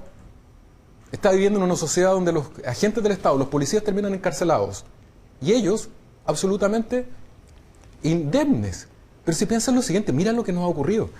De respecto de cosas tan brutales como la quema del metro, todavía no sabemos después de 4 años quién la quemó. Han asesinado a 3 policías, todavía no los capturamos en una semana. Tenemos las Fuerzas Armadas más capacitadas de América Latina, con el equipamiento militar más avanzado del mundo. Matan a 3 policías y los queman, y en una semana no sabemos nada aún.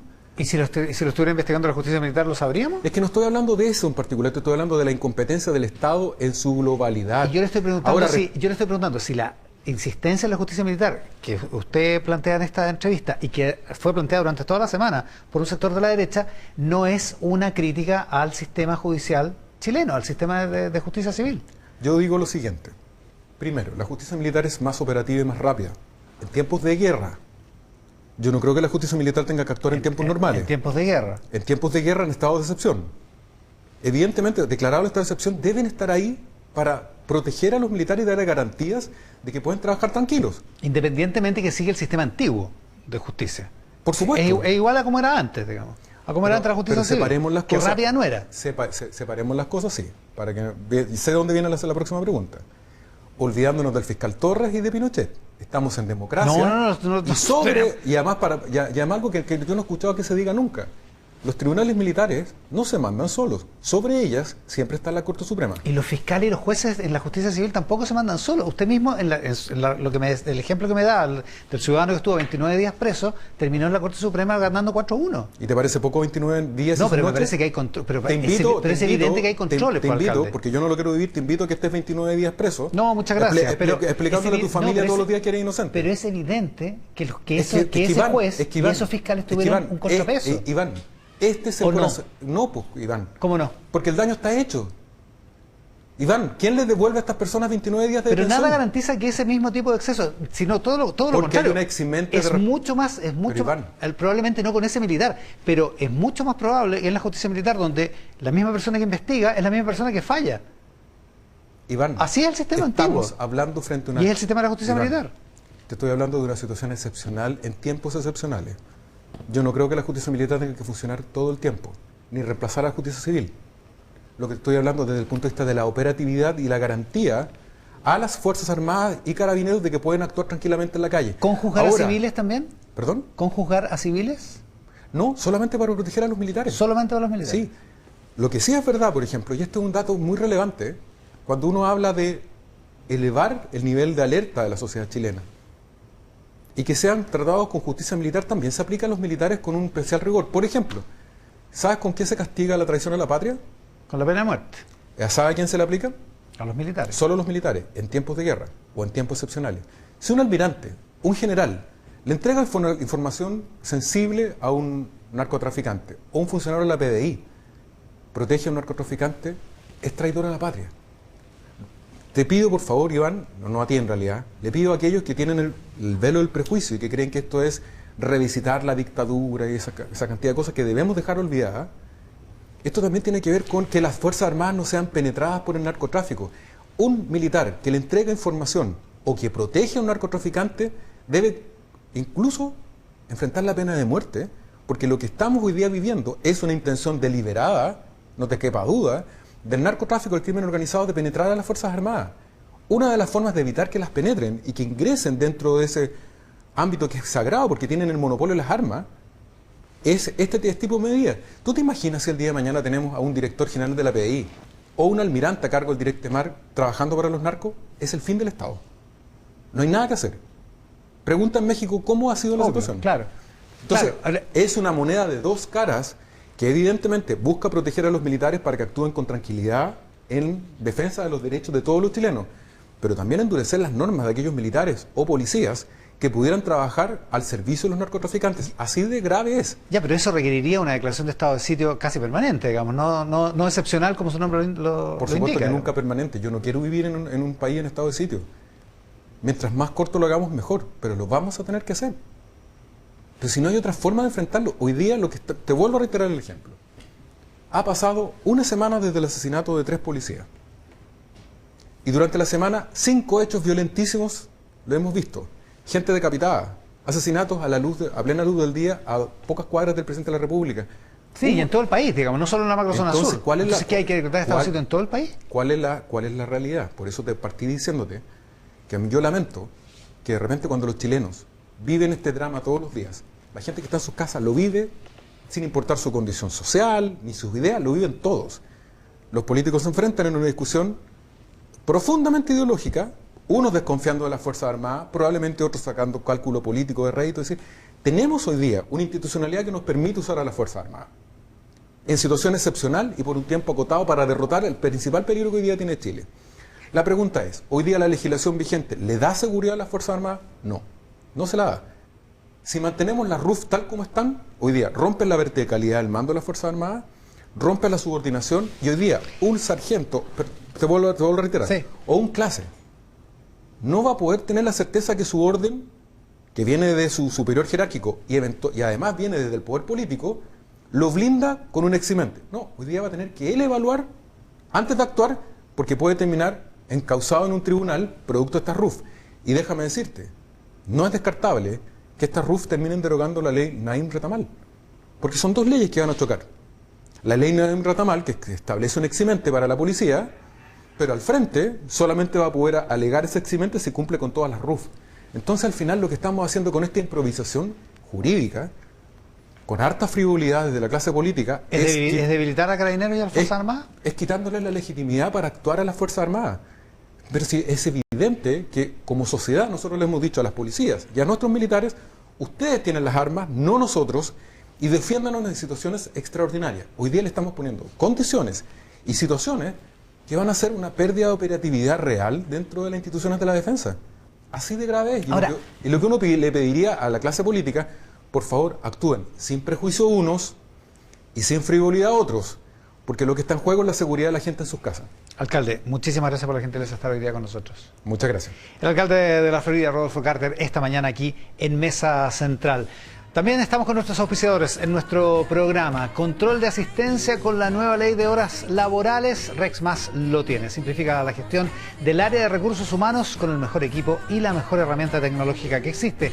Cumple con la ley y evita multas. Conoce más en rexmas.com. RexMás, el mejor software de remuneraciones de Chile. La pausa y estamos de vuelta al regreso. El diputado del Frente Amplio, Gonzalo Winter, acá en Mesa Central por el 13 y en simultáneo con Tele 13 Radio. La pausa y estar aquí en Mesa Central por la pantalla del 13 en simultáneo con Tele 13 Radio y con el anunciado diputado del Frente Amplio, Gonzalo Winter, acá en el estudio. Diputado, muchísimas gracias por la gentileza de estar acá. No, gracias a usted, Iván, Está por la bien decir invitación. diputado del Frente Amplio ahora, ¿no? ¿Cómo? Está bien decir diputado del Frente Amplio. Sí, ahora. siempre fue correcto, ahora es especialmente Aún correcto. más correcto, porque ese es su partido ahora. Ahora, no tengo claro si ya está tramitado finalmente el decreto, Técnicamente pero faltará pero algún los paso, hechos sí. pero para allá vamos. Pero ya, o sea, legalmente ya está todo... Sí, pues ayer presentaron candidatos, primarias y todo. Así es.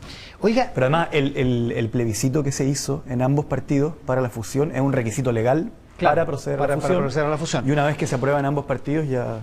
A propósito de algunas cosas sueltas, presentó una petición o está pidiendo una comisión investigadora de lo que pasó en el norte, en Putre, ¿no? Sí, así es. ¿Por qué? A ver, Iván, quiero ser bien claro con esto. En esta comisión investigadora no hay ninguna intención de perseguir a ninguna institución del Estado, ni nada parecido, por el contrario. Franco Vargas, soldado conscripto que murió, falleció, él quería ser soldado. Él murió porque quería servir a la patria, quería defenderte a ti, defenderme a mí, defender a todos los que están viendo esto. Y por lo tanto no hay ningún ánimo de persecución. Pero yo tuve una reunión con la madre de Franco Vargas, Romy Vargas, y quiero ser muy claro, yo no voy a establecer ahora en televisión ninguna verdad, sino que tiene que haber una investigación. Yo creo que los políticos tenemos que aprender a decir que no sabemos lo que ocurrió antes de que haya una investigación, pero sí tengo una intención como diputado de la República de acompañar a esa familia, porque esa familia perdió a su hijo porque él quería ser un soldado para defenderte a ti y defenderme a mí. Pero lo más importante, Iván, yo quiero mucho a mi país, pero lo conozco. Y en Chile, cuando son los pobres los que se mueren, sabemos que las instituciones se mueven más lento. Lo que yo quiero garantizar como diputado es que todas las diligencias tengan la celeridad, la profundidad y el rigor que tendrían si hubiese muerto un hijo de un presentador de televisión, un hijo de un diputado, o un Mate, un Luxich o un Angelini, que es finalmente la igualdad ante la ley que establece nuestra Constitución. ¿Y una comisión investigadora puede garantizar eso?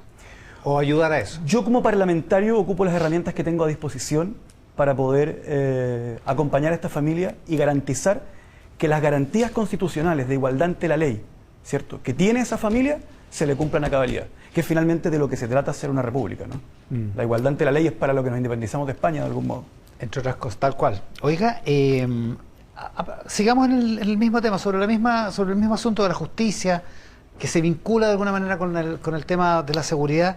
Usted estaba en las Comisiones Unidas que discutieron reglas de uso de la fuerza esta semana, y dio la impresión, termina dando la impresión, a lo mejor es una imagen equivocada, pero termina dando la impresión de que la izquierda está incómoda permanentemente con el tema de la seguridad, con el tema del uso de los militares, con las Fuerzas Armadas. ¿Es una impresión equivocada o efectivamente están incómodos? Para nada. Quiero ser muy claro con algo. El proyecto de reglas de uso de la fuerza es un proyecto presentado, es un mensaje presidencial. Es un mensaje del presidente Boric justamente para organizar en un solo cuerpo legal reglas de uso de la fuerza que, ojo, que igual es importante decirlo, en Chile existen. En Chile, Carabineros de Chile lleva 100 años imponiendo el orden público con reglamentos, con protocolos, etcétera. Hay un protocolo del guanaco, un protocolo del uso de la luma, un protocolo de cómo se trata a un detenido, etcétera.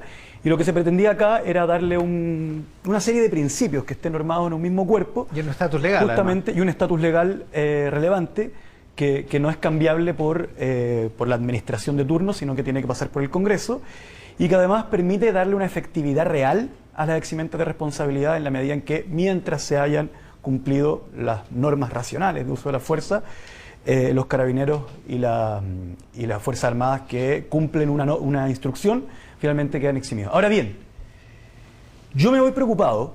Yo creo que el proyecto de ley que salió, a pesar de que nosotros perdimos muchas indicaciones, creo que es un proyecto de ley razonable, ¿ya? ¿A dónde me voy? ¿Por qué me voy preocupado? Porque se dio un debate... primero, creo que en general los parlamentarios exageran el elemento legislativo de las crisis para poder protagonizar las soluciones. Entonces, todas las crisis que se dan, salen los parlamentarios a decir, aquí hay un problema de ley, para poder aparecer ellos como... Por lo tanto, necesitamos... Entonces, ¿qué me pasa? Que es bueno decirle al país que es muy importante haber aprobado las reglas de uso de la fuerza, y al mismo tiempo es bueno sincerarle al país que si este proyecto de ley hubiese estado vigente hace 6 meses, no hubiese tenido ninguna diferencia respecto del lamentable y cobarde asesinato de los mártires de Carabineros, el sargento Carlos Cisterna y el cabo primero Sergio Arévalo y el cabo primero Misael Vidal, ¿ya? Son cosas distintas. Obviamente que cualquier persona, no solo un carabinero, que se ve enfrentado a una persona que tiene un arma de fuego, cualquier persona está protegida por el Código Penal por las reglas de legítima defensa cuando se ve enfrentado a un arma de fuego. ¿Qué es lo que me dejó preocupado? Si bien el proyecto de ley que aprobamos es un proyecto de ley que yo creo que está bien, que va a ser una buena ley y que va a funcionar, y el debate en general dentro de la comisión fue un debate razonable, luego en la sala vimos un nivel de provocaciones, un nivel de intentar falazmente vincular el estallido social con la situación que estamos viviendo de inseguridad, de crimen organizado, de narcoterrorismo, etcétera. Y lo que me parece más preocupante es que la derecha se une, una vez que tiene esta conmoción, por legislar desde la conmoción y no desde la frialdad de hacer buenas leyes. ¿Qué significa legislar desde la conmoción? Intentar reponer, ¿cierto? Aparecieron con amnistía, con pena de muerte, aparecieron, o sea, hay una norma que se estableció que decía que el funcionario debe evitar apuntar, no es que el resultado, sino que apuntar conscientemente al rostro en caso de una manifestación. Y algunos parlamentarios de derecha lo rechazaron porque decían, eso no es necesario ponerlo. Ok, pero hay otro parlamentario republicano que publicó que había rechazado esa norma para darle a entender que gracias a su rechazo, ahora sí se podía disparar al rostro. O sea, muy orgulloso de aquello. Intentaron reponer la justicia militar. Entonces, a mí me pasa que tengo la sensación de que la derecha también se encuentra en un estado de demagogia frente a cuestiones que son tan delicadas y que requieren instrumentos legales bien diseñados para que funcionen y para que sean útiles para darle mayor seguridad a la gente. Ya, pero la pregunta es si...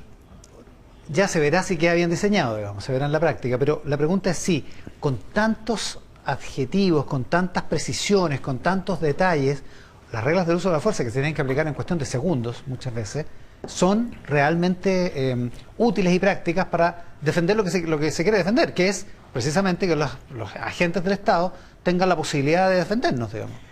Dos cosas bien concretas. Las reglas de uso de la fuerza que se aprobaron esta semana no son muy distintas a lo que los principios generales del derecho y en general los protocolos de carabineros han tenido siempre. Una de las cosas que es interesante de esto es que se le aplican a las Fuerzas Armadas, cosa que nos permite utilizarlas como fuerzas auxiliares del orden público. No es muy distinto al entrenamiento que ya tiene Carabineros de Chile. Y por eso, Iván, el entrenamiento policial es tan específicamente policial y tan complejo, porque las policías o las Fuerzas Armadas cuando llevan a cabo labores policiales, no se están enfrentando a un ejército. La regla general de un ejército, y esto lo dijeron los auditores del ejército, lo han explicado en algunas ocasiones, en general la lógica de un ejército es aniquilar a un enemigo, eliminarlo, matarlo. Por el contrario, cuando se ejercen labores policiales, tú estás rodeado de civiles, o muchas veces te enfrentas a civiles, o muchas veces estás buscando a alguien dentro de una situación llena de civiles, ¿ya? Por eso se requiere un entrenamiento tan especial, porque también tienen que protegernos a los que estamos en el entorno de no ser víctima de una arbitrariedad. Por eso tiene razón el comandante en jefe del ejército cuando en el COSENA dice, me van a disculpar, pero yo no tengo entrenados a mis hombres para este tipo de labores. Podremos auxiliarlos en otras, pero meterse a una población a buscar a un prófugo no es parte del entrenamiento que yo le he dado a mi gente, y por eso sería una tremenda injusticia mandar a un muchacho de 18 años, al cual el Estado no le ha entrenado para eso, a someterse a esa situación. Ahora, justo a partir del estallido social, hay muchos casos de conscriptos, de muchachos de 18, 19 años, que el Estado no instruyó y que están ahora sometidos al proceso y algunos de ellos condenados. Así es, yo creo que hubo situaciones de abuso y de violación a los derechos humanos. Tenemos que hacer un proceso súper importante para poder sanar lo que fue el estallido social. Y creo que ese sanar el estallido social requiere que en este tipo de conversaciones aceptemos reflexiones complejas. Complejas como, por ejemplo... Que tienen lado y lado. Claro. Que no es cantinflear decir, si bien es cierto esto, esto también lo es, a pesar de que puedan ser contradictorios. ¿Por qué? Porque todos los chilenos, en los momentos traumáticos como nación, vivimos las situaciones desde perspectivas distintas. Y para poder tener un país sano, quienes estamos en la política, tenemos que empatizar con todos los dolores, Ahora, incluyendo los que son contradictorios. Dicho eso, y a propósito de dolores contradictorios, a lo mejor es medio raro y es raro establecer la conexión lógica entre lo que pasó en Cañete y una amnistía a los funcionarios del Estado que están condenados por el estallido o procesados por el estallido. Pero, dicho lo que usted acaba de decir, ¿no adquiere sentido esta idea de la amnistía que propone alguna gente de derecha, particularmente de la UDI? Yo sería más preciso. Yo en general soy... Le pasó como a Milei. Sí. Que Hay un ruido, ¿no? Hay un ruido acá en el sí. estudio, porfa. Gracias. Ya. Yo en general soy reacio, Iván, y ya los casi 7 años como diputado creo que me han ayudado a aquilatar el tipo de diputado que uno quiere ser, a presentar proyectos de ley al día siguiente de una noticia para que el anuncio parezca que estoy resolviendo la crisis que ocurrió ayer. Sí. Y tenemos parlamentarios que son especialistas en eso, y a mí me parece que eso es un acto de demagogia y que los parlamentarios podemos tener posiciones. Debemos representar en el debate público las emociones de la gente, pero al mismo tiempo se espera más de nosotros. Lo que nosotros tenemos que hacer es concurrir a la producción de soluciones analizando rigurosamente el texto que se va a convertir en ley. Yo creo que en general lo de la amnistía no es necesario, en el entendido que creo que poniendo reglas, teniendo protocolos claros, la justicia en Chile es la encargada de analizar si es que la persona ha cometido un delito o no, y así ha sido siempre. Claro, pero esas reglas son ex post. Lo que pasa es que hay unos que ya, como dijo usted, son conscriptos, jóvenes de 18 y 19 años que el Estado no preparó y que están pagando penas o están sometidos a proceso. Creo que la justicia chilena tiene las condiciones para poder analizar si es que esa persona ha cometido o no un delito.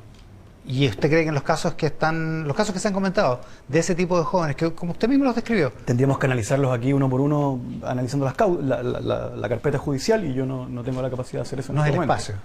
Y porque no tengo la carpeta judicial a mi haber en este instante. Tampoco. Estamos con el diputado Gonzalo A pesar de que Winter. tengo muchos papeles. Pero No, me imaginé que no los tenía. Estamos con el diputado Gonzalo Winter en Mesa Central. Vamos a hacer una pausa. Hablemos del perro matapacos, del presidente, de toda la polémica que se armó en estos últimos días y, por supuesto, del tema de la seguridad para el Frente Amplio a la vuelta de esta pausa. Nos vamos a la pausa, eso sí, con el diputado Gonzalo Winter en esta edición de Mesa Central. Diputado, el presidente se desmarca del perro matapacos, el ícono que en el estallido social adquirió una connotación aún mayor de la que tenía antes. ¿Por qué le molestó tanto a una parte de la base del presidente? yo creo que aquí hay que hacer reflexiones complejas y ir a fondo. En primer lugar, a mí me parece insólito que a propósito del cobarde y miserable asesinato de Carlos Cisterna, Sergio Arevalo y Misael Vidal, estemos hablando del perro Matapaco, ¿ya?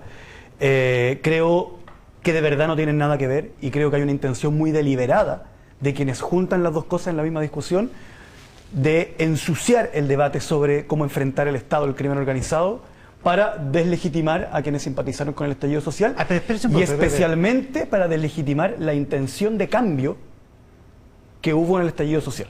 ¿Ya? Pero espérese un poco. El domingo pasado estaba la ministra Toa a esta misma hora, en ese mismo lugar, y yo le pregunté a la ministra por eso. Porque cuando hay un asesinato de carabineros, cuando hay un desafío tan evidente al Estado, como usted mismo lo ha dicho, no vale la pena reflexionar respecto de un símbolo que evidentemente debilita la Estoy súper de acuerdo con que vale la pena reflexionar sobre ese símbolo y pretendo hacerlo ahora, aquí mismo en este programa. En lo que no estoy de acuerdo es quienes quieren establecer un vínculo entre la situación de crimen organizado que estamos viviendo y el estallido social. Ya, eso okay, no es pero cierto, otra cosa. y es muy importante también que le digamos a los carabineros de Chile que el estallido social no fue contra ellos, ¿ya? Dicho lo anterior, yo creo que acá hay que separar los roles. Yo ya, efectivamente... espérese, porque cuando usted dice el estallido social no fue contra ellos, había una parte de la gente que estaba... Por eso, hagamos la separación. Yo personalmente no tengo fotos con la polera... recuerdo que en algún acto alguien me regaló una, pero no tengo fotos con ella, ni subí fotos a Twitter con ella, etcétera. No lo recuerdo, por una razón bien sencilla. Yo era un diputado. Y me acuerdo perfecto que en la primera reunión que tuvimos como bancada, luego del estallido social, fue el presidente Boric el que dijo: no nos corresponde ser solamente un espejo de lo que clama la ciudadanía en las calles, sino que lo que se exige de nosotros es mucho más que concurrir a la construcción de soluciones, ¿ya? Y esa fue la forma en que lo enfrentamos como Frente Amplio, y por eso personas como el presidente Boric y yo mismo fuimos funados y golpeados también dentro del contexto del estallido social, ¿ya? Ahora, yendo al punto, me parece correcto que la palabra matapaco sea una palabra de la cual el presidente de la República y yo como diputado nos alejemos por completo, porque evidentemente es ofensiva y denigra a la institución de Carabineros.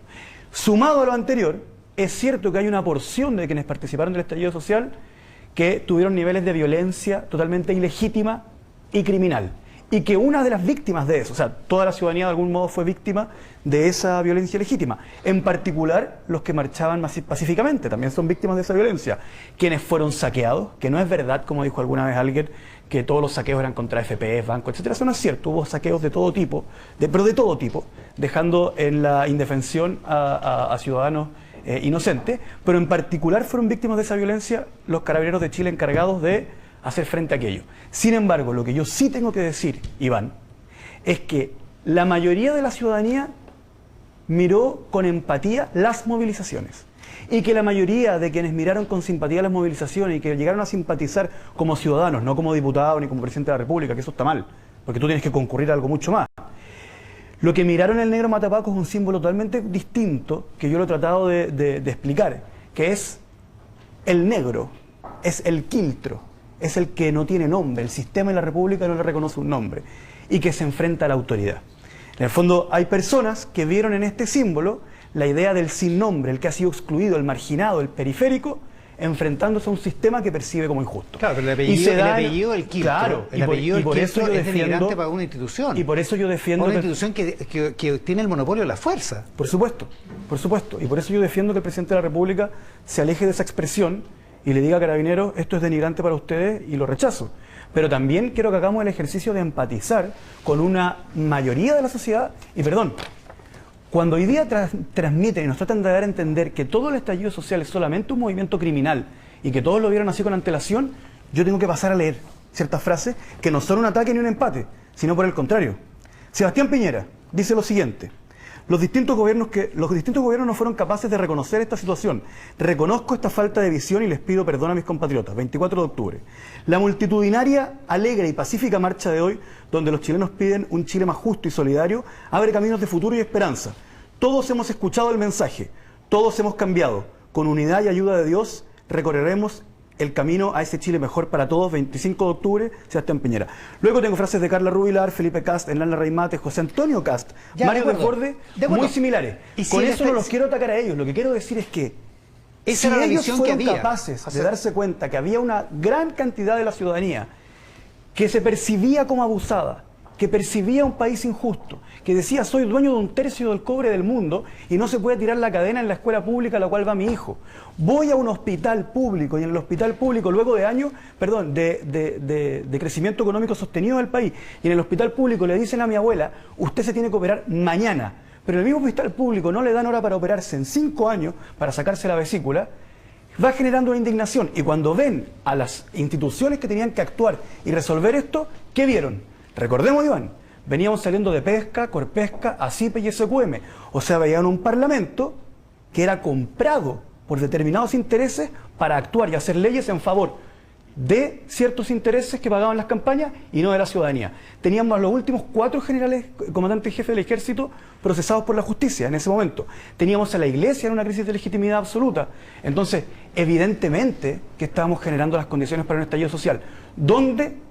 En el segundo país más desigual de la OCDE, que según los últimos estudios lleva 100 años de desigualdad extrema, de acuerdo al último informe que emanó la Facultad de Economía de la Universidad de París. Ya, pero dicho eso, está en las causas del estallido, está todo eso, y está el símbolo del quiltro. El apellido del quiltro, como usted mismo lo ha dicho, denigra a la institución de Carabineros.